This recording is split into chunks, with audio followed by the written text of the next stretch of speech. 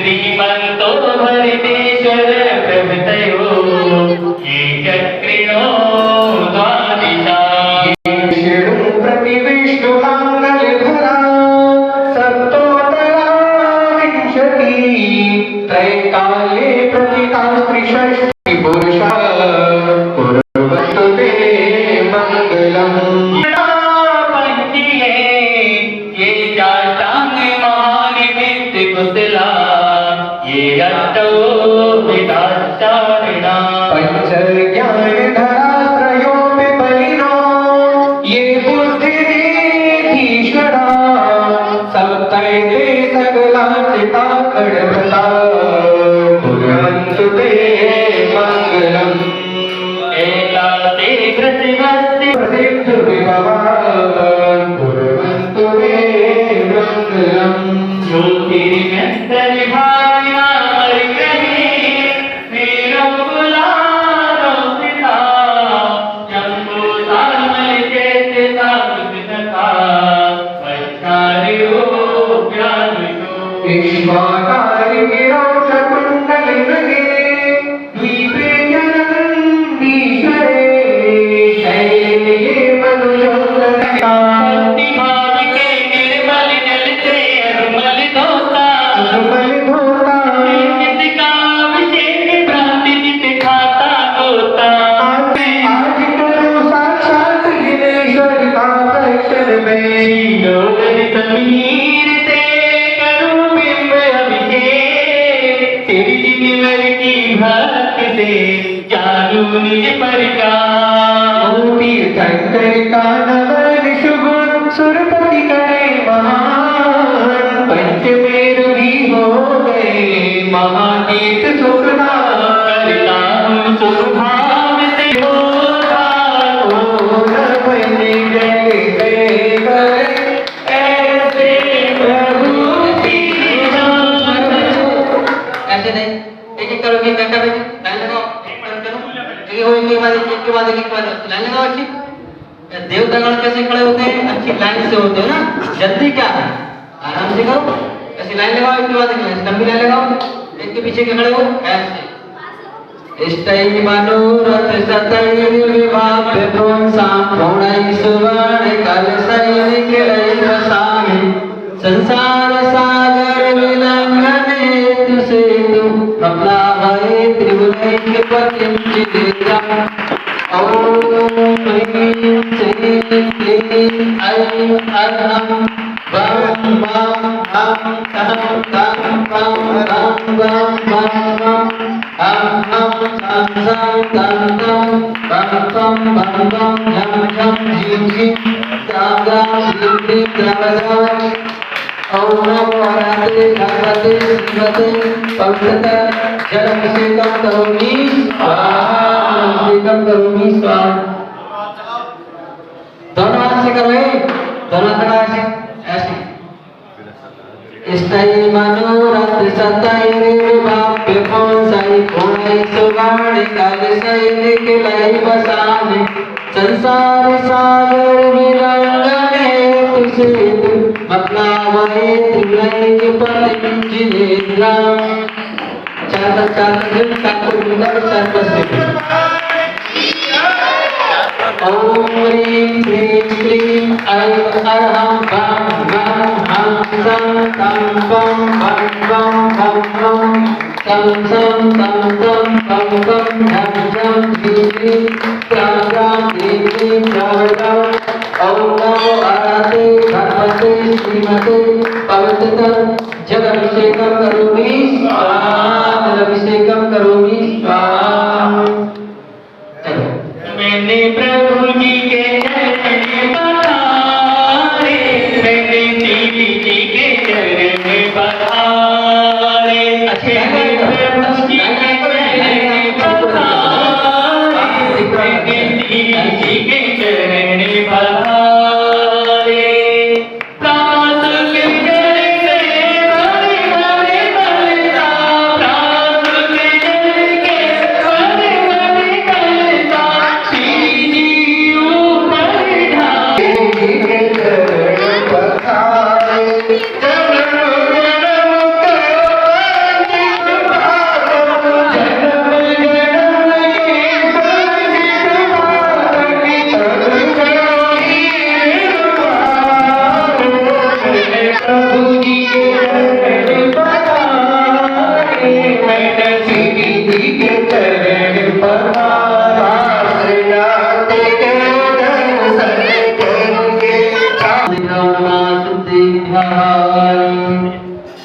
ऐसा करो ना, ये दूसरी झाड़ी और भर लो, तब क्या दिक्कत है?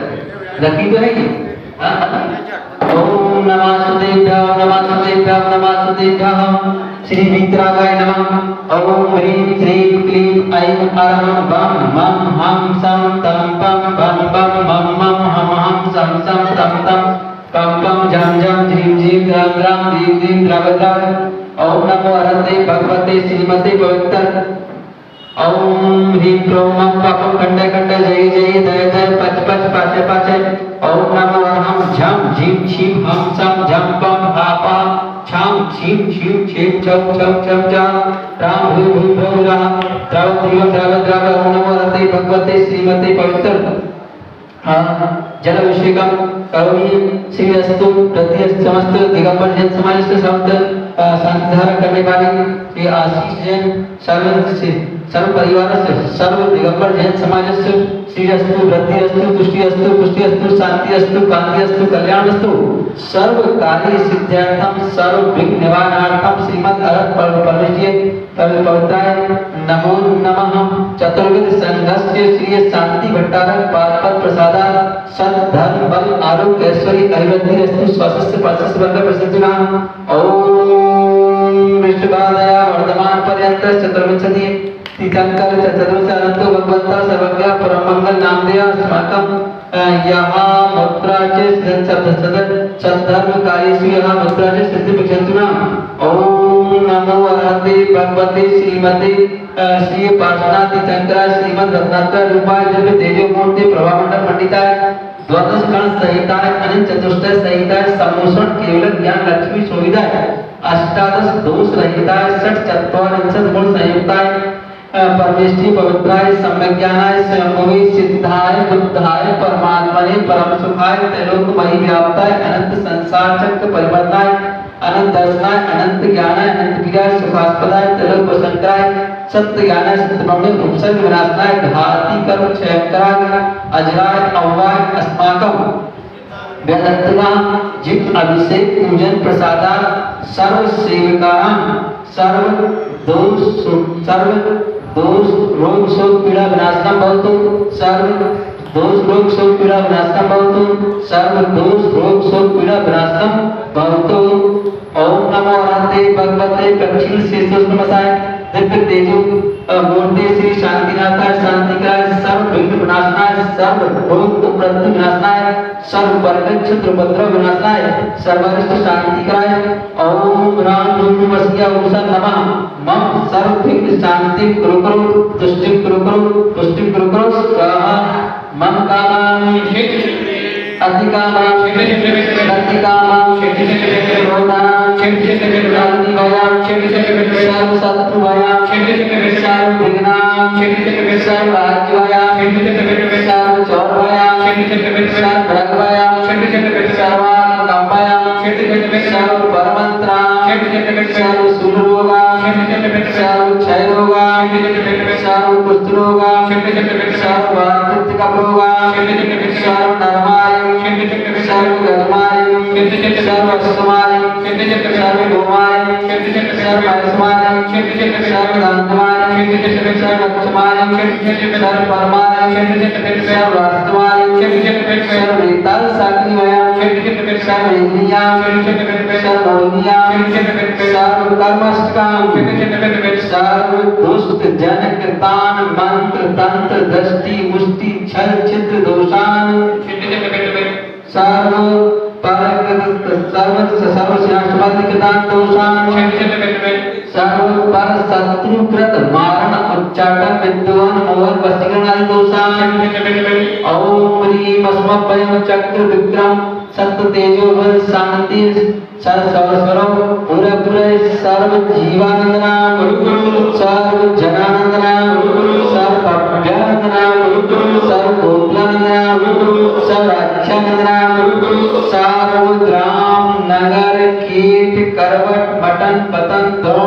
सम्पादनानन्दनां सर्वयजमानानन्दनां यत्सुखं त्रिषु लोकेषु व्याधिर्विसर्वणितम् अव्ययं क्षेममारोग्यं स्वस्तिरस्तु विदिते शान्तिरस्तु शिवमस्तु जयोस्तु नित्यमारोग्यस्तु सर्वेषां पुष्टिरस्तु वृद्धिरस्तु कल्याणमस्तु सुखमस्तु ऐश्वर्यमस्तु दीर्घायुरस्तु कुलभोगधन्धान्यं सदा सन्तु सद्धर्म श्रिय बल आरोग्य श्रेय वृद्धिरस्तु ओम ह्रीं श्रीं क्लीं ऐं अहं अस्य उच्चारणमन्त्रते नमोऽन्तां सर्व शान्तिं कुरु कुरु ओम ऋषि जगत शांतिकाराय श्री शांतिनाथाय नमः सर्वत्र शांति कुरु कुरु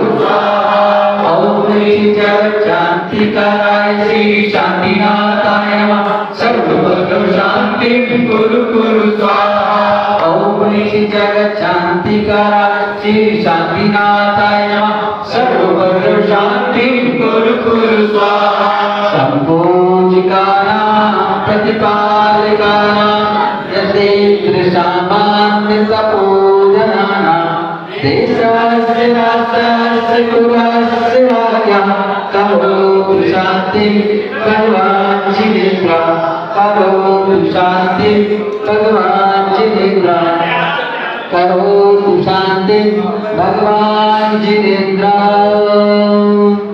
चलिए सब लोग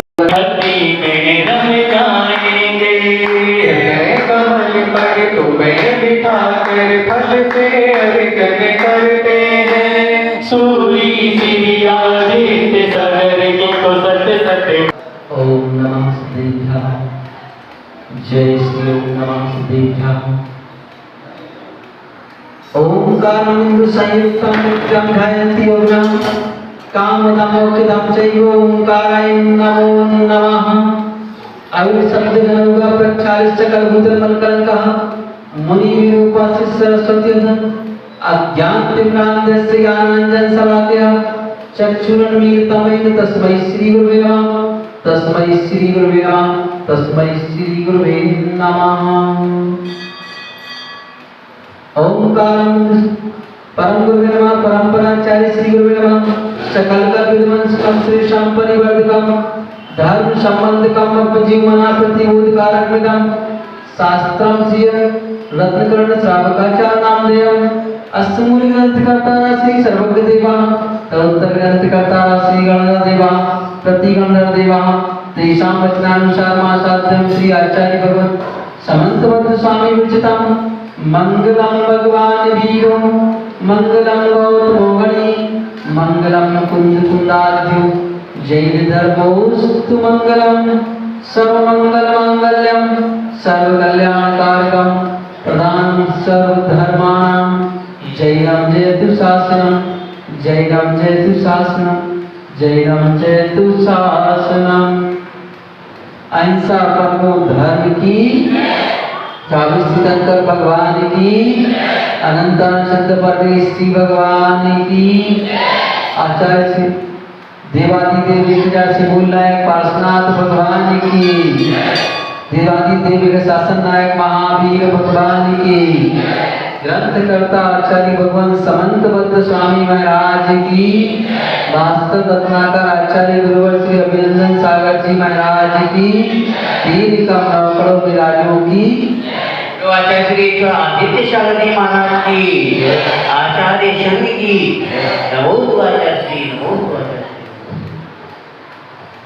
नमः श्री वर्धमानाय निर्धूत कलिकामणि सालोकानां त्रिलोकानां यज्ञार्पणायते देश्यामि सखीना कर्मनिवारणं संसारयुक्तासत्त्वान् योधत्वमेषुके सद्दृष्टिज्ञानव्रतानि धर्मं धर्मेश्वराविदु यदि अप्रत्यनीकानि भवन्ति भवपद्धति श्रद्धानां परमार्थानां आप्तागं तपोवृतां त्रिमूढापौर्णमष्टाङ्गं सम्यक् दर्शनमस्मरं आप्तेनोत्सन्न दोषेण सर्वज्ञानागमेशिना भवितव्यं योगेन नान्यतायाप्ता भवेत् क्षुत्पिपासा जरातङ्क जन्मान्तर्भयस्मया न रागद्वेषमोहास्य यस्याप्ता सा प्रीयते परमेशी परं ज्योति प्रागो विमलाकृति सर्वज्ञो नादिमध्यान्ता आत्मनात्मार्थं च नारागे शास्ता शास्ति सतोहितं धनन शिल्पकरस्पर्शान् मृजा किम्पे आपको पक्कमनुल्लंघ माद्रष्टेष्ट विरोधकं तत्त्वोपदेशकृत्सारवं शास्त्रं कापत्यघट्टनं विषयासावसातीतो निरारम्भो परिग्रह ज्ञानतपोरः तपस्वी सा प्रशस्ते इददेवो दशदेवो तत्कं नान्यन्न चान्यथा इत्थकम्पाय सांभोवत् सन्मार्गे संस्यारुचि कर्मपर्वसे शान्ति रुक्कैरकृतोदये पापबीजे सुखेनास्ता श्रद्धानाकाङ्क्षणा स्मृता स्वभावतो शुचौकारी रत्नात्रय पवित्रते संपीति मतानि चिकित्सता कापते पति दुःखानां कापतस्ते सम्मति असंप्रतिरनुकीर्ति नमोराधस्ति उच्यते। तो कल अपनी वहां पर बात चल रही थी कि अमूल दृष्टि अंग कौन सा अमूल दृष्टि का एक धर्मात्मा पुरुष जिसके अंदर वह धर्म प्रकट का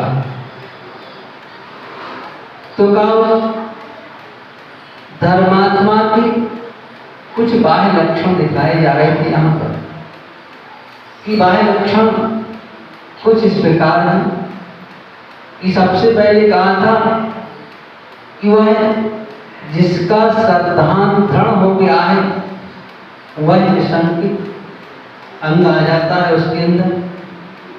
दूसरा का निकांक्षित कोई आकांक्षा से वह परे हो जाता है। फिर निर्विचिकित्सा किसी प्रकार की उसे कोई गिलानी नहीं है। किस प्रकार की गिलानी का उद्गल की बनने वाली इन अवस्थाओं में किसी प्रकार की कोई गिलानी नहीं है। और उसके साथ का कि जीव द्रव्य से भी कोई गिलानी नहीं। फिर ये अमूढ़ दृष्टि अंग मतलब कि जिनको हम सांसारिक कार्यों को करके और कहते हैं कि हमने धर्म कर लिया, ये मूर्ता। तो मूर्ताओं से परे हो गए, यह अमूढ़। यहाँ पर कोई मूर्ता कि सांसारिक कार्यों को संसार का जानता है और परमार्थ को परमार्थ जानता है, ऐसी मूर्ता से वह परे। और का वह वस्तु तत्व को भी समझता है और तत्व के साथ अन्य महापुरुषों के स्वरूप को भी जानता है।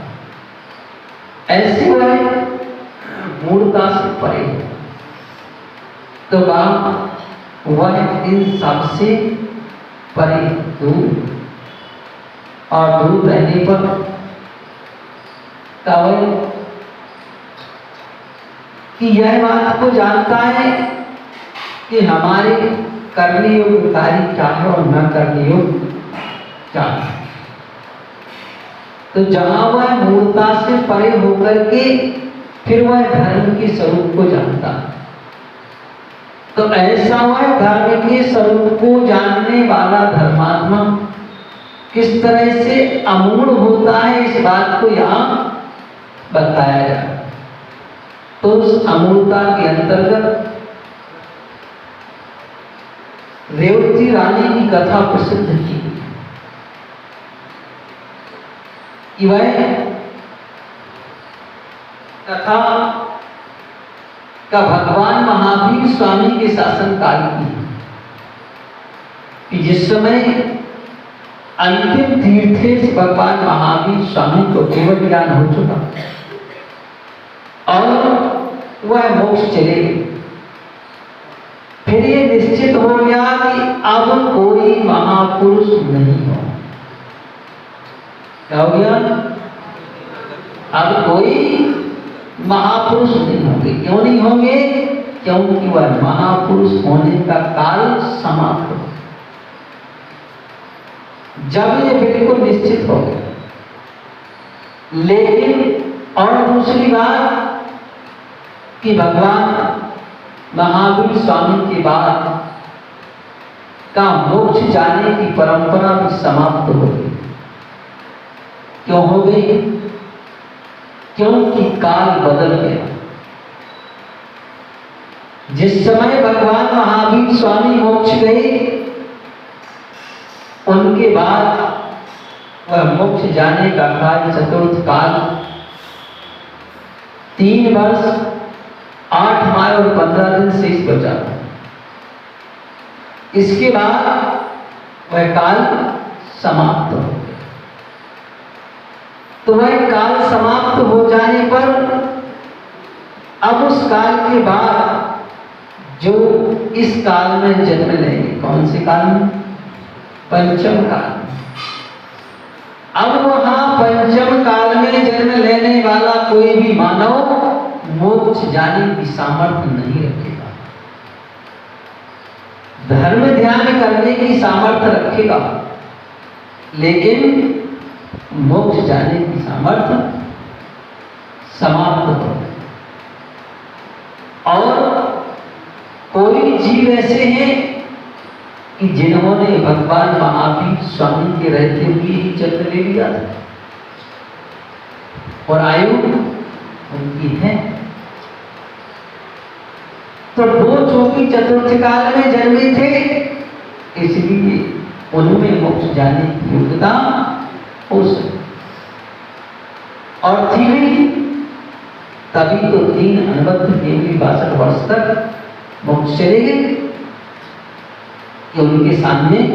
तो चतुर्थ काल में जन्मा हुआ मानव पंचम काल में मोक्ष, पंचम काल लग जाए तो ही मोक्ष जा सकता। और उसके बाद फिर वह परंपरा समाप्त हो। और मोक्ष जाने की परंपरा समाप्त होने पर सारे नारायण, बलभद्र, प्रतिनारायण, रुद्र, इन सब का उत्पन्न होना समाप्त। तो ऐसे वह का इस काल में महापुरुषों का आगमन बंद। और यहां तक कि जब इस काल को देखते हैं कि ये काल खिचड़ी वाला काल आ गया है ना, तो जब खिचड़ी वाले काल में जैसे यहाँ पर भी वर्तमान में अपन देखते हैं कि जिनकी क्वालिटी अच्छी होती है ना, तो अच्छी क्वालिटी का आदमी कभी किसी वाद विवाद में नहीं पड़ता। वो कहता है तुम्हें वाद विवाद करना तो हम चले, है ना, तुम अपना काम करते हो। वो कभी किसी में उलझता नहीं। ऐसे ही का जो अच्छी क्वालिटी के लोग होते हैं, तो वैसे अच्छी क्वालिटी के लोग इस काल में, इस क्षेत्र में आना ही पसंद नहीं करते, है ना। वो कहते हैं इस क्षेत्र में क्या है, इस क्षेत्र में तो अब खिचड़ी पकड़ी और कुछ नहीं। तो जैसे विद्याधर, वो अच्छी क्वालिटी के लोग हैं, तो उन्होंने यहाँ आना बंद कर दिया, यहाँ जाने ये क्षेत्र अपने काम का है। और जो अच्छी क्वालिटी के देव हैं, कौन से हैं? वैमानिक देव अच्छी क्वालिटी के रहते हैं, तो उनने भी यहाँ आना बंद कर दिया। उन्होंने कभी यहाँ नहीं जाना, इन सबसे अपन दूर रहते। तो यहाँ आना उन्होंने बंद कर दिया। तो कहा इस तरह से सबके लिए यहाँ अच्छे लिए अब कोई कदाच कभी कदार आ जाए वो बात अलग है, वो नहीं आएंगे, लेकिन कोई अच्छी बुद्धि वाला जीव यहाँ आ जाए तो बात अलग। बाकी आना यहाँ उन सबका तो निषेध ही हो गया कि वो यहाँ आने वाले नहीं। तो जब यहाँ पर देखा कि एक क्षुल्लक जी ने परीक्षा करना चाही कि देखे तो आखिर यहाँ कौन कैसे, तो परीक्षा करने के लिए वह विद्याधर थे और वह विद्याधर कुछ विद्याओं को रख करके अपने पास और क्षुल्लक बन गए। तो उन विद्याओं को इसलिए रख लिया कि हमें कहीं आकाश मार्ग से आकृतिम चैत्यालयों की वंदना करने जाना हो तो आसानी से जा सकेंगे, पाँव से पैदल चलते चलते कहाँ तक जा पाएंगे, नहीं भी जा पाए तो विद्या से स्मरण किया उसमें लेंगे। तो वह एक बार तीर्थ यात्रा जा रही थी, मैंने कहा चलो कराती। तो मथुरा के लिए उन्होंने कहा चलो उत्तर मथुरा के दर्शन कराते हैं जिनेंद्र भगवान के, क्योंकि जिनेंद्र भगवान की प्रतिमा प्रतिबिंब के दर्शन करना भी का समस्त पापों का हरण करने वाली है।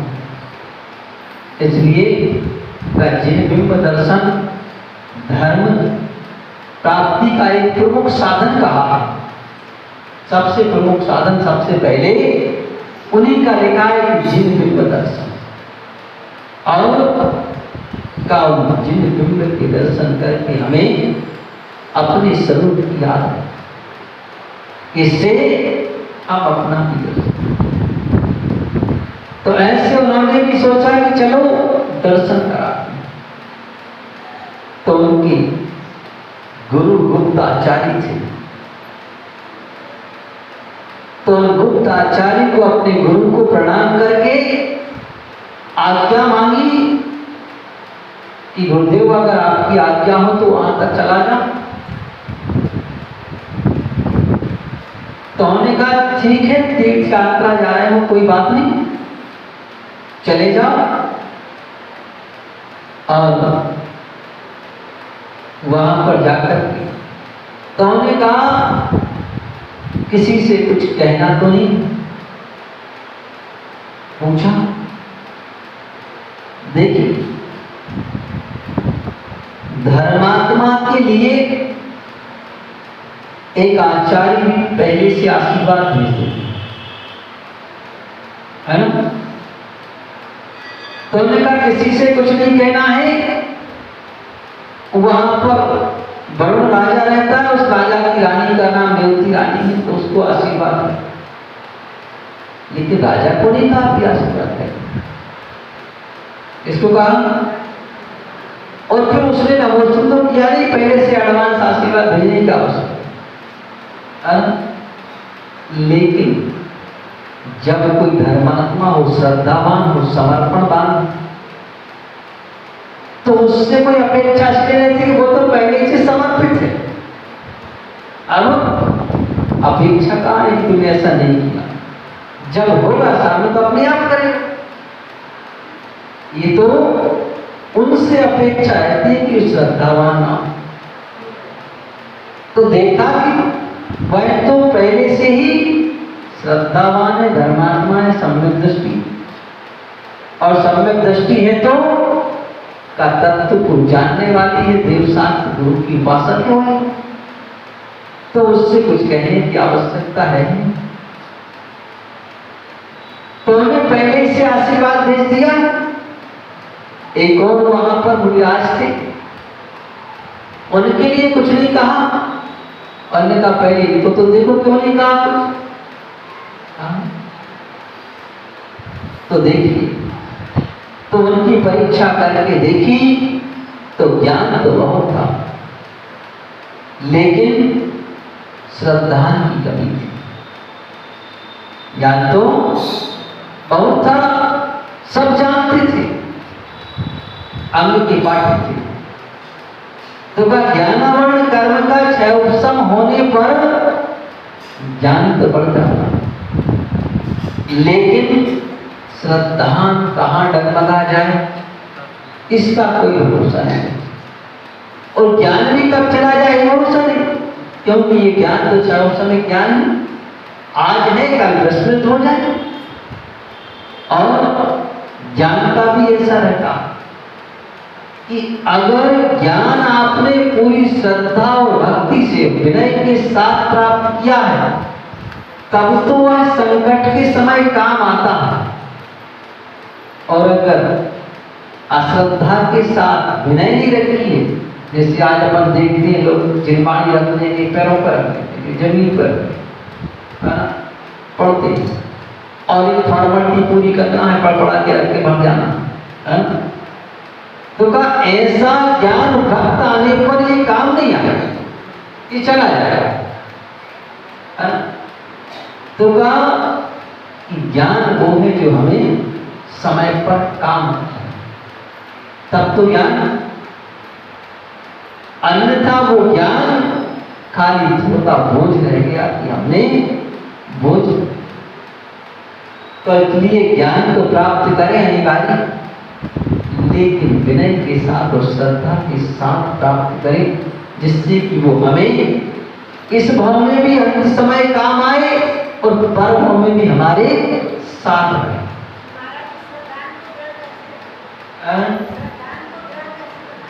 हाँ, तो वो तो बता कि श्रद्धा हमारा द्रढ़ है।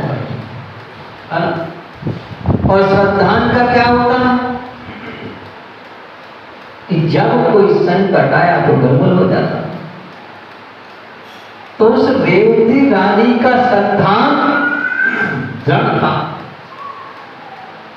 और उसने उन झुल्लक महाराज ने मुनि की परीक्षा करके उनको तो फेल कर दिया कि ये हमारे बूढ़े से ही हो, और आगे बढ़े तो रेवती रानी की परीक्षा करना चाहता। विभिन्न प्रकार के क्रियाएं की, जो क्रियाएं जैन धर्म में मान्य नहीं, उनको नहीं की। कोई का एक क्षुल्लक होकर के ऐसी विद्या भी करते रहे, यही बात है। तो का नहीं, वह क्रिया तो वह परीक्षा के लिए,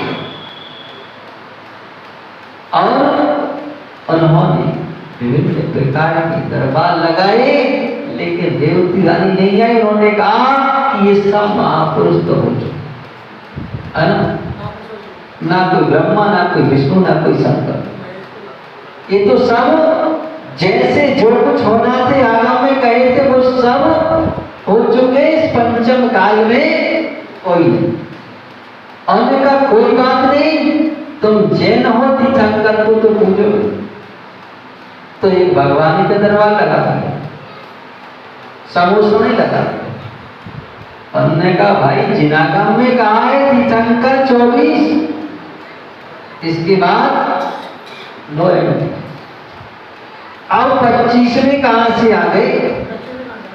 अब कोई तीर्थंकर नहीं होते और ना होंगे, और आगामी काल में जो होंगे वो भी निश्चित हो गए। तो अब कौन से आ गए भाई? अन्य का ये कोई नहीं है। हो सकता है कोई माया भी देखो, क्योंकि ये चतुर्थ काल अभी समाप्त हुआ है।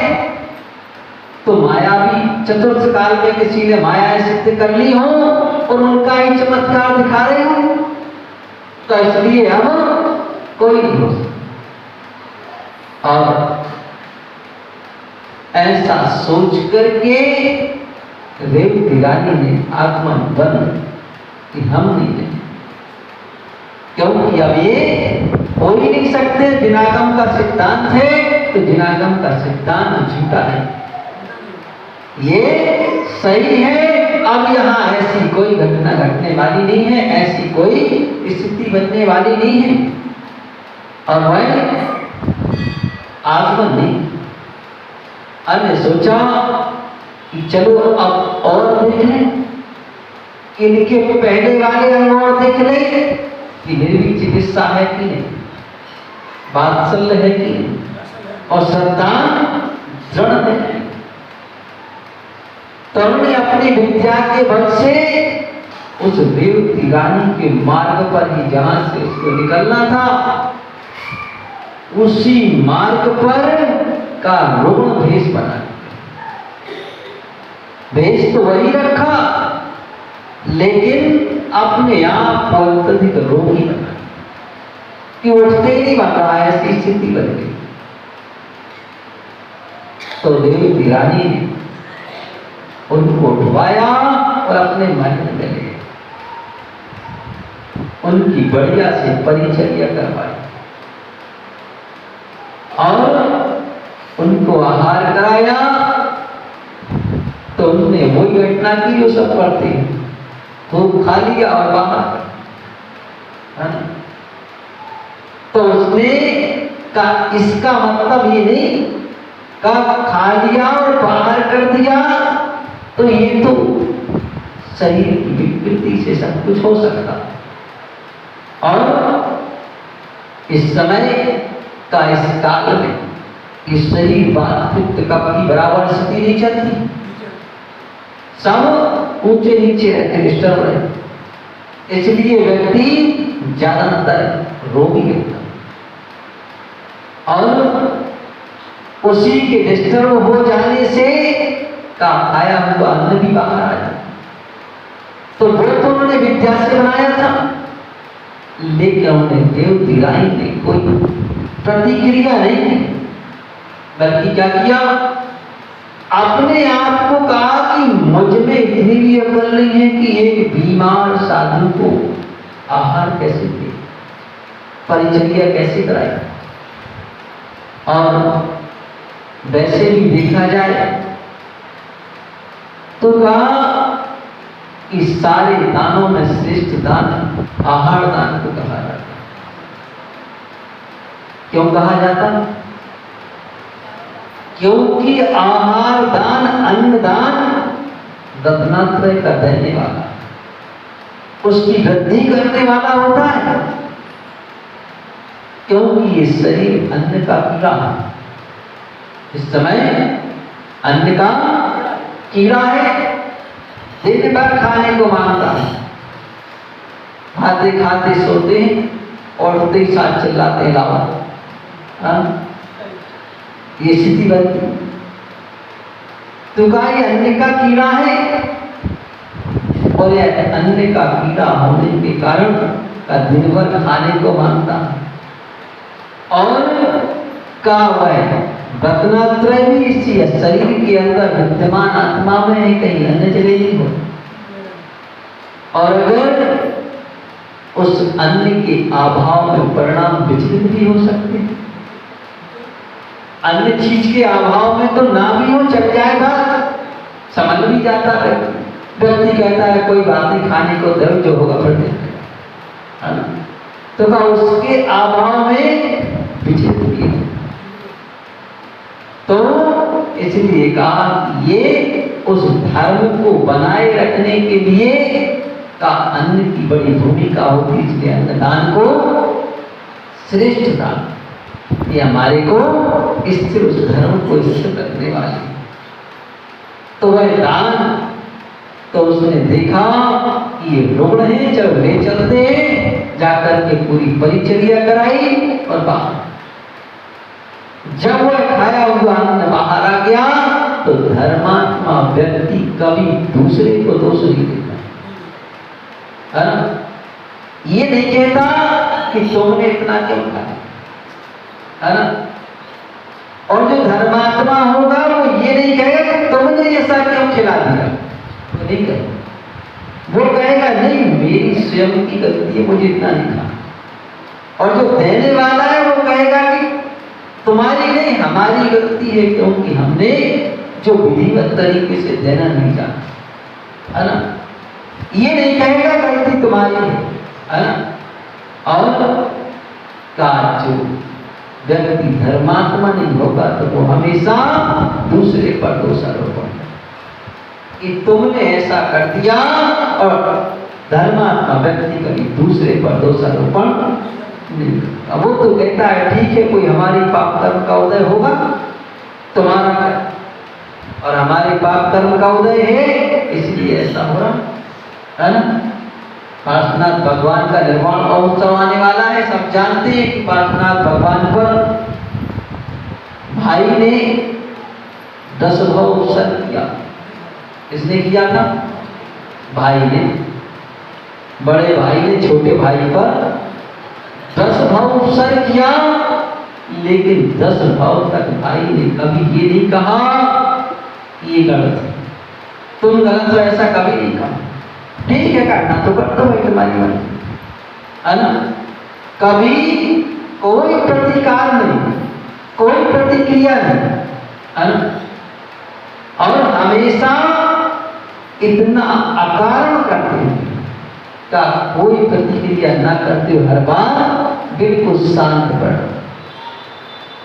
कोई विकल्प तो का उसके प्रभाव से हर बार स्वर्ग की स्थिति बनती है ना?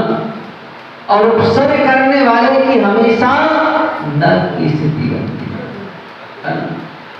तो आज बड़ी विचित्रता है कि आज स्थिति सबकी उस कमट की जैसी होती है ना? हम एक दूसरे की निंदा, बुराई और दोषों को देखने के लिए ही विद्यमान रहते हैं, चाहे श्रावक श्रावक का हो और चाहे श्रावक साधु का। हम हमेशा दोषों को देखने के लिए अपनी आंखें बड़ी कर देते हैं और गुणों को देखने के लिए आंखें बंद कर लेते हैं। ये स्थिति हमेशा से होती है। अगर ये स्थिति ना होती तो कहा इस तरह की स्थितियां ना बनती। धर्मात्मा तो वो है का जिसके निमित्त से सारे झगड़े समाप्त हो और जिसके निमित्त से झगड़े उत्पन्न हो, समाज टूटने लग जाए, लोगों का घर घर का विघटन होने लग जाए, समझ लेना कि धर्मात्मा नहीं, एक नंबर का धर्मात्मा, धर्म की चादर ओढ़े हुए है लेकिन एक नंबर का धर्मात्मा। और धर्मात्मा कभी ये नहीं चाहता कि किसमें विघटन, वो तो ये चाहता है भाई कि सब एक साथ मिलकर के रहो, मिलकर के रहो, है ना? और जब एक ही धर्म के अनुयायी हैं तो फिर विघटन कैसे? जिन धर्म तो कहता है कि अनेक धर्मों के अनुयायी भी एक साथ रह जाते हैं,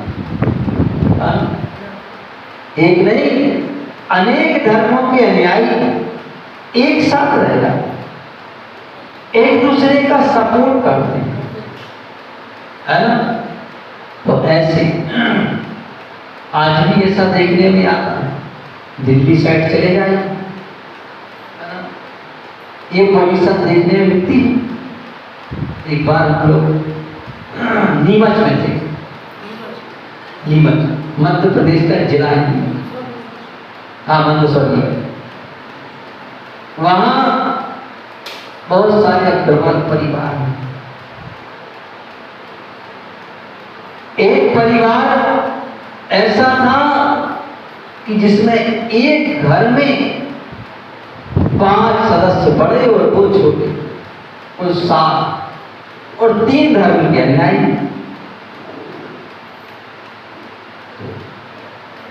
गजब की बात है भाई, 3 धर्म के अनुयायी और 7 कुल सदस्य, 7 में से 5 ही मानो, 2 तो बदले भूले थे, और परस्पर की दूरी भी अच्छी।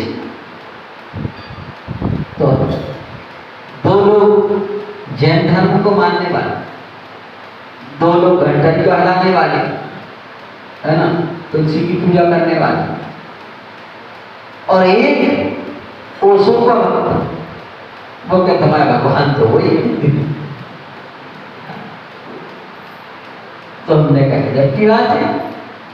अब हमने चौका लगाया, हम लोग भी पहुंचे, तो चैन से उनने आहट दिया, बाकी सब देखते रहे, व्यवस्थाएं जमाते रहे। तो मैंने बाद में पूछा, मैंने कहा तुम इतने अलग अलग धर्मों के मानने वाले एक घर में रह रहे हो, और रिश्ता भी बाप बेटे बेटी का है, माँ पति पत्नी का है, तो तुम्हें कैसे बिठा लेते हो?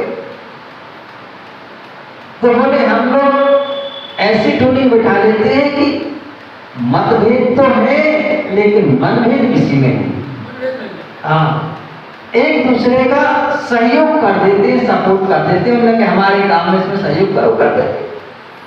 वो तो स्वाभाविक बात है, उसमें कहीं कोई विरोध नहीं। तो कहा एक दूसरे का सपोर्ट करके और सब अपना काम कर लेते हैं। उन्होंने कहा हमारा तुम्हें काम कर तो कर दिया, अब तुम्हें अपनी प्रक्रिया कैसी करना वो तुम जाना, है ना, हमें अपनी प्रक्रिया कैसी करना वो हम जाना। और ऐसे करके बैठे, और ऐसे अग्रवाल परिवार में बहुत सारे लोग आज भी दोनों तरफ रहते हैं, वैष्णव धर्म भी पालते और जैन धर्म भी पालते, और किसी धर्म को भी प्रभावित हो जाए तो उसको भी पालने लग जाते। तो वो तो कहा ये मानव धर्म पालन करने के लिए स्वतंत्र है, उसको जिसको जो अच्छा लगे वो पालन कर सकता है, इसमें कहीं से कोई बाधा नहीं। तो यहाँ कहने का अभिप्राय ये है मां कि वो एक अनेक धर्मावलंबी होकर के और एक दूसरे के साथ बड़े आनंद से खुशी से रहे, और कोई किसी को विकल्प नहीं। और आज हम एक धर्मावलंबी होकर, सबका उद्देश्य एक होकर, सबका लक्ष्य, सबके आराध्य एक, है ना, दूसरा कोई नहीं। फिर भी का हमारे अंदर इतना मनभेद हो जाता है कि हम उसको अच्छी दृष्टि से भी नहीं देख पाते। तो कहा फिर ये गलती किसकी? इसमें गलती उसकी जो जिसका संचालन कर पा रहा है, क्योंकि संचालनकर्ता को चाहिए कि वह उनको ऐसा निर्देश दे कि भाई आप अपने हिसाब से चले, दूसरे को डिस्टर्ब करने का हमें कोई अधिकार का वहां तक तो बात बन जाए। लेकिन आज इतनी खींचातानी, है ना, और इतना श्रेष्ठ धर्म होकर के भी ऐसी खींचातानी, फिर कहाँ गया वो तत्व दृष्टि वाला मामला? कहाँ गए हम भगवान के उपासक देव शास्त्र गुरु की आराधना? वो सारी दूर हो गई, दूर दिखाई देती है कि ये कहीं से कहीं तक अभी दिखने वाली है।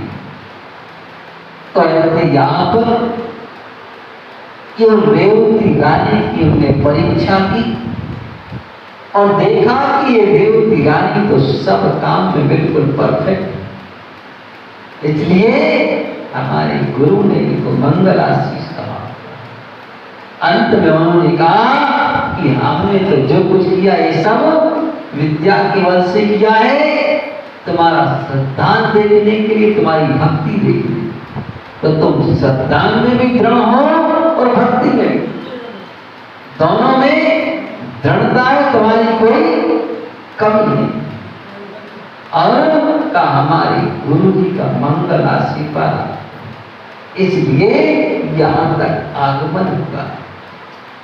तो यह स्थिति उनकी अमूर्तता को लेकर के कि हम मूर्ता जिन धर्म से बाह्य कार्यों में मानते ना कि जिन धर्म के कार्य, तो इसलिए हम उस अमूर्त दृष्टि अंग का पालन करें और का सांसारिक कार्यों को करने का यहाँ कोई निषेध नहीं किया जाए, क्योंकि संसारी प्राणी संसार के कार्य तो करेगा। उसमें कोई बड़ी बात नहीं। लेकिन का करते हुए ये नहीं समझेगा कि हमने ये धर्म कर, ये धर्म अपनी जगह है और सांसारिक कार्य अपनी जगह। उसी दृष्टि से अगर करता है तो कहीं से कोई उसको बाधा नहीं आती, अमूल दृष्टि।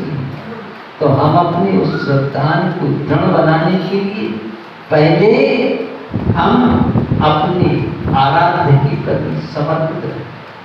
देव साथ गुरु जो कि तत्व का होगा ऐसे, है ना, यही और उन तत्वों के माध्यम से हमें उनसे जो चीज प्राप्त करना है, जिस तत्व की खोज करना है, उसकी खोज करने का प्रयत्न करें। और कहा हम परस्पर की बिल्कुल भी विरोध से दूर करें। इससे कहीं ऐसी नौबत भी आए तो मैं कहता हूं चुप साइलेंट हो जाना अच्छा। भाई ना हम किसी के पक्ष में ना विपक्ष, हम साइलेंट, है ना। जैसे वो भरत चक्रवर्ती ने और बाहुबली ने किया था ना, और उन्होंने कहा ये दो ही महारथी अपन का बीच में चपटे गए। तो उन्होंने क्या किया, मंत्रियों ने कहा अपन क्यों फालतू लग गया, समझदारी का काम करो ना, क्या करना बोले एक वापस मिला। और निवेदन किया कि ऐसा करो महाराज, आप दो जने निपट को ना, हम काय को बीच में चपटे हैं, ऐसा करना तो कर दो। तो बुद्धिमानी का काम तुमने कहा करके दिखाया, इतिहास अपन को दिखा दिया।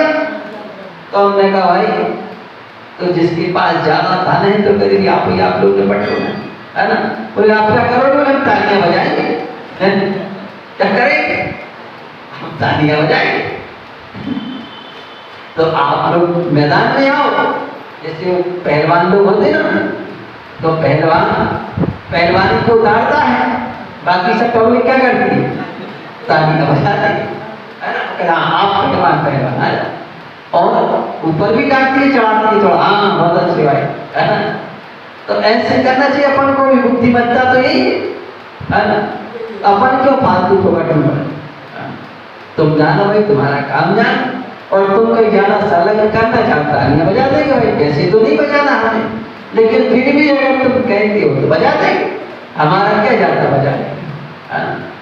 तो ऐसे का हम सारी प्रक्रियाओं को देखते हुए और धर्म की उस अमूलता ग्रहण करें, मूलता का परित्याग करें, का संसार के कार्य को संसार का समझें, धर्म के कार्य को धर्म का समझें। और पार्श्वनाथ भगवान का निर्वाण महोत्सव भी आने वाला है, और वह कार्य भी हमारे मन में है कि ये 2 अच्छी डॉक्टर हो गई है, 3 4 एक बाकी है। तो हमने आपको समयावधि भी दी थी कि अगर किसी को कोई ऐतराज हो तो कब तक बता दें, एक दिन और एक्स्ट्रा निकल गया तो बड़ी खुशी की बात यह है कि किसी को कोई परेशानी नहीं, अपने पास बात आती है ना, और अध्यक्ष जी भी यहाँ बैठे तो किसी को कोई परेशानी नहीं। अब एक बात और आई थी कि अगर उसमें खर्च ज्यादा होगा, आय कम हुई तो क्या होगा, तो क्या होगा, तो अपने घर का काम छोड़िए, कमेटी के पैसा किस काम का है, वो तो मंदिर का है ना, किसका है, मंदिर का है। तो तेरा तुझको अर्पण, क्या लागे मेरा, पार्श्वनाथ प्रभु तुम्हारे लगा दे, है ना। तो इसलिए कोई विकल्प की बात नहीं है, और वैसे का सब हो जाएगा, उसमें कोई जैन समाज में ऐसा कोई कार्य शुरुआत हो ना हो पाया हो आज के जमाने में, है ना। तो छोटे छोटे से काम बड़े बड़े काम हो जाए, तो काम सब हो जाए। अब इस कार्य को का अपने लिए सितंबर के अंतिम सप्ताह तक चाहिए कंप्लीट, है ना। क्योंकि अपन उस सितंबर में इसकी सब कलशों की शुद्धि करवाना हो, और एक आयोजन भी करवाना होगा, एक विधान भी करना है, तो वो भी अपना उसी सितंबर में निश्चित हुआ है, अक्टूबर तक, सितंबर के लास्ट वीक, अक्टूबर के फर्स्ट वीक। तो ये कार्य होगा, तो आप अलग से फिर पंडित जी और संगीतकार ये और वो फालतू नहीं बुलाना पड़ेगा, उसी में एक साथ सब हो जाएगा, तो जो भी व्यक्ति जवाबदारी लेना चाहे वो उस समय तक काम करके दे। अब उसने ये नहीं सुनना होगा कि अब वो हमें टाइम देगा, हम इस काम में लग गए, हम उस काम में लगे। जिसको टाइम हो वो अपना नाम दे दे कि इस काम को हम देख रेख करते हैं। किसको टाइम है और तुम नहीं करोगे ना अपना, तो फिर हम जिसको सौंप देंगे उसको करना होगा, है ना?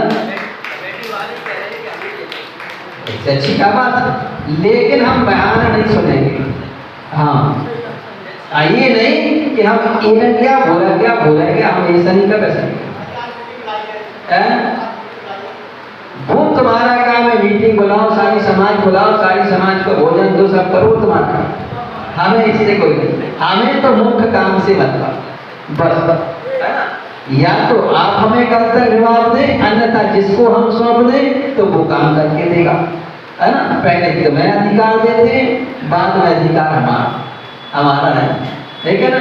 हाँ, पहले आप निर्णय कर लो कि इसको ये काम सौंपना है और हमें सितंबर के लास्ट वीक में काम कंप्लीट चाहिए, है ना? तो ताकि ये सारा का एक साथ, और नहीं कर पाओगे तो कोई बात नहीं, वो आयोजन तो हो गई, फिर तुम्हें अलग से एक और करना पड़ेगा उसके लिए शुद्धिकरण कराने के लिए, तो फिर आप जानो, उसमें भी हमें जबरदस्ती नहीं है तो ऐसा करने का। हमारा ये सुझाव कि ऐसा कर लोगे तो इसमें 3 अपन को लाभ हो जाएंगे, कंसर्वण भी हो जाएगा और ये इनकी शिखरों की शुद्धि भी हो जाएगी उसी कार्यक्रम में, क्योंकि कोई ना कोई आयोजन के पहले कुछ ना कुछ करना होता है, तो वो एक साथ सब हो जाएगा। आगे आपकी मर्जी, ठीक है ना? बोलिए देवादिदेव खजारासी आदिनाथ भगवान की, आचार्य श्री आदित्य शास्त्री महाराज की। विद्यानाश वेगो ज्ञान के प्रकाश वेगो, आपा परिभाष वेगो मानुषी बगानी है। समुद्र वेदान वेगो वरिंद विद्यमान वेगो, सो परिप्रचान वेगो परम प्रमाणी है। अनुभव बताए वेगो जीव के जताए वेगो, कौन सताए वेगो भगवानी है। जहाँ तहाँ तार वेको पार के उतार वेको, सुख विस्तार वेको यही जिनु वाणी है। जिनु वाणी भारती तो जो बोधित रहे, जो तेरी शरणा पे तो पावे तुझे।